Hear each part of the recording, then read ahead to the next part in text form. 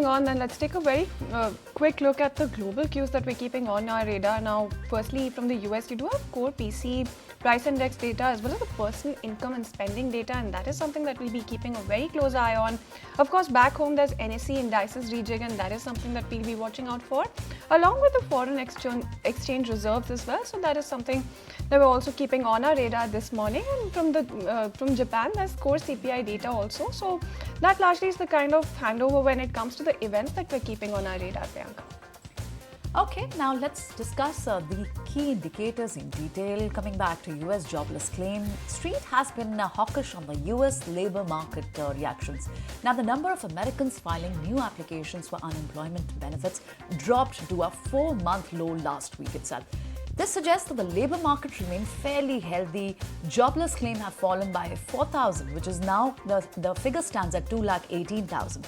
Remember, macro resilience could make it harder for the Fed to deliver another 50 basis point cut in interest rate, which is now the next meeting is slated in November, as some investors are hoping on this.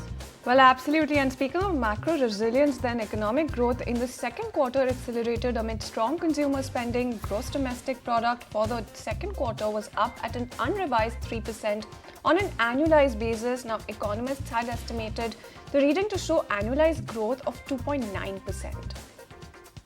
Okay, now let's get you some key comments also. Keeping it with the global macro picture, US Treasury Secretary Janet Yellen and former Fed Chair Ben Bernanke have indicated their expectation of the US economy largely avoiding a recession. This is a big respite coming in. In fact, in her remark, Yellen continues to allude to inflation progress and labor market resilience, which is responsible for the strength. Meanwhile, Bernanke spoke of a soft landing situation also. That's the best of all possible worlds, with the job market and inflation and even the interest rate back at normal level, but also cautioned Street over the risk of rising unemployment. All right, then moving on. Meanwhile, the Chinese central bank has lowered their key 7-day reverse repo rate as part of the bank's larger stimulus boost since the pandemic to support the ailing economy.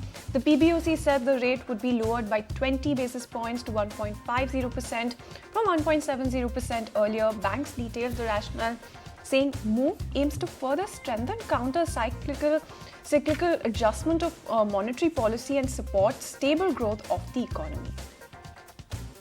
Okay, now let's get you some action from the stock market also, from US markets also. After Amazon computer maker Dell has asked its global sales team to start from office 5 days a week starting September 30th. In a memo released for employees, company says the decision has been taken to leverage collaborative environment and grow skills, which requires a team to be present in office. If you like this video, then like, share and subscribe to ET Now.